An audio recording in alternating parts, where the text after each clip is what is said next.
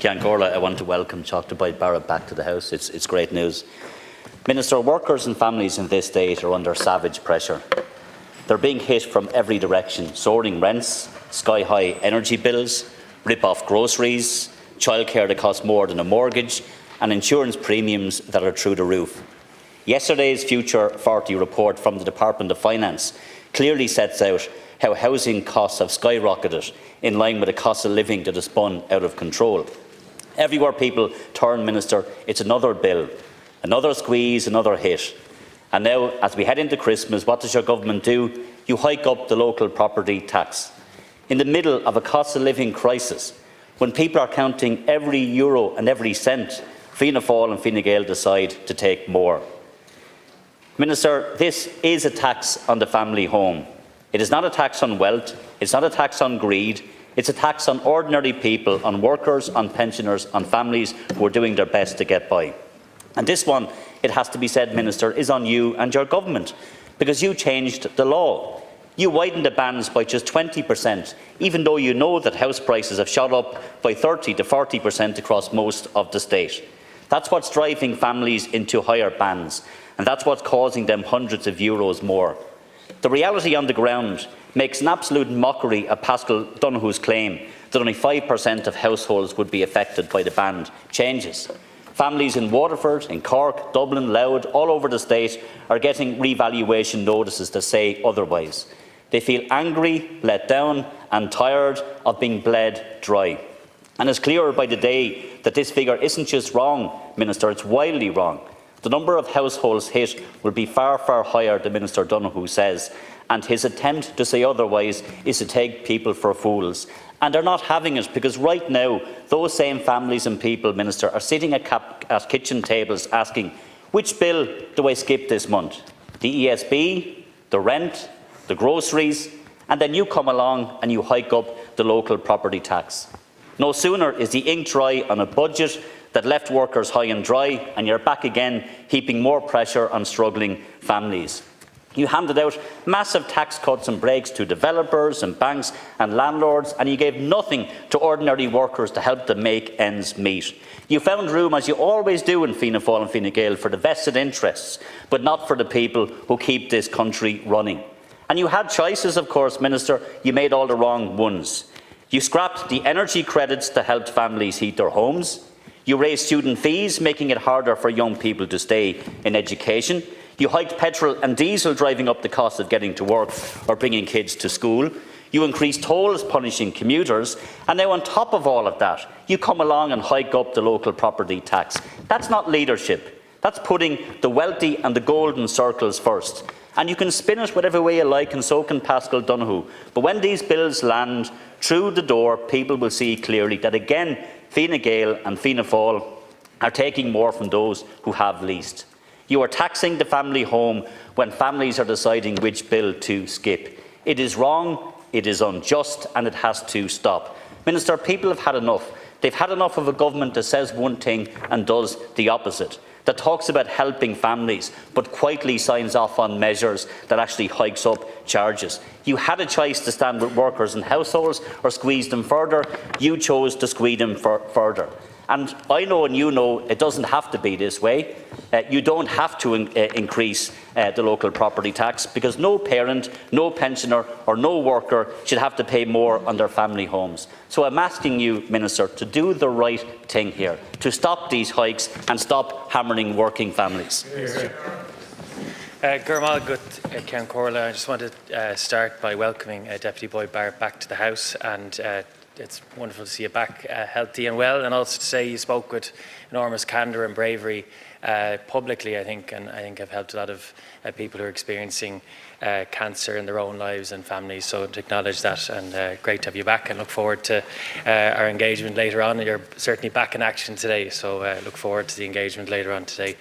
In terms of the local property tax and the Future 40 report, I think it's important to actually speak about that first, because it sets out the wider economic and fiscal scenarios and the broader risks and mega trends that we've seen, which can crystallise crystallise over the coming decades.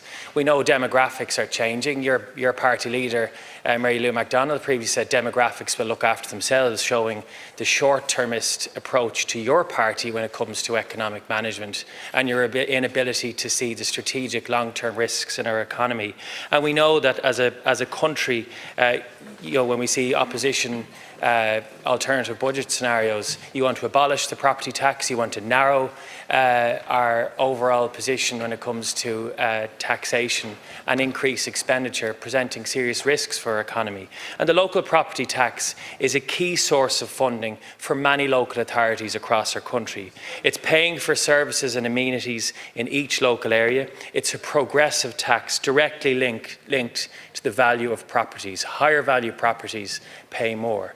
And by law, the local property tax is revalued every 5 years. And as I've said, there's ongoing work in the context of the LPT changes from 2026 to 2030.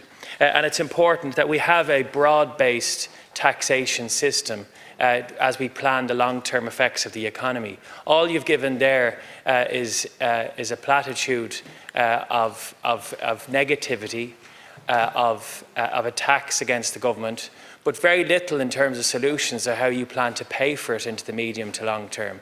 And Sinn Féin have to be honest about how you'll manage the economy, how you'll pay for all the commitments and promises that you're making across nearly every area of government. It's not credible, it's not believable, and that's why Minister Donoghue made changes in the context of the local property tax, including the widening of the bands. And in the absence of any change to the valuation bands or rates, there would have been a significant, much bigger increase in the overall local property tax. And that's why a significant number of homeowners will remain in their present bands for 2026 to 2030. The new annual charge for many households could be between €5 and €25 higher. And we know there's discretion at a local authority level to reduce or amend the local property tax depending on the local authority's decision as well.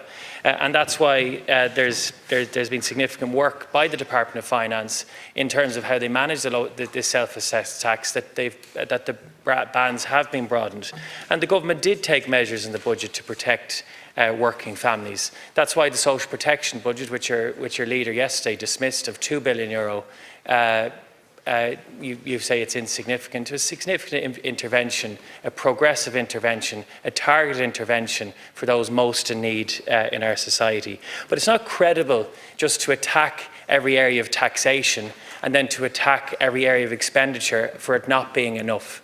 Your position on the economy would seriously undermine the foundations of our state and undermine the future. And we need to all be honest about we need to be honest about managing demographics, about managing the risks, about managing the concerns around global trade. And that's why this government has done that in Budget 2026. We haven't taken the popular measures which you present every week on additional temporary measures, which isn't sustainable in overall economic. Deputy Cullinane. Minister, I or my party will not take lectures from Fianna Fáil on economics. You crashed the economy and made people's life miseries. They lost their homes, they lost their jobs. You're in no position to come in here and lecture anybody on economics. When you talk about platitudes, I'm talking about people who are making tough choices. What bills do I pay? It's a reality facing those families. You can come in and talk about Sinn Féin, Sinn Féin, Sinn Féin. Talk to the people who are listening, who are affected by this. One hike after the other, and the same with the property tax. You talked about the housing report as if it was some great report for the government. That housing report said 15 more years of a housing crisis under your government's watch. Another generation of young people locked into a housing crisis and locked out of any chance of having their own home. That's a shameful record of your government. 15 more years, we can't take it. I've asked you a simple question. It's not supermarkets or groceries that have or insurance companies who have hyped up the property tax. You did, and you can stop it, and I'm asking you to stop it. Minister, please. I'm being very honest with people when it comes to the need to have a broad-based system of taxation to manage the economy. You're being dishonest when it comes to your approach to managing the economy. Your alternative budget would have increased net expenditure by up to 14%. That's a reckless approach. it would undermine the foundations of our economy and would cause serious risk into the long term. And I won't take lectures from you or anyone from Sinn Féin when it comes to economic management. Your party leader in recent years has said demographics will look after themselves. Has she read any report? Have any of your finance spokespeople read any report on the wider long-term trends for our economy? And your approach to everything is massive increases in expenditure, abolishing and narrowing different areas of taxation, and also imposing greater taxation on jobs and enterprise in our economy, and it would undermine all opportunities for growth. And that's why our approach in Budget 2026 was progressive, was fair, was sustainable, and was targeted for those most in need. Deputy Ivana.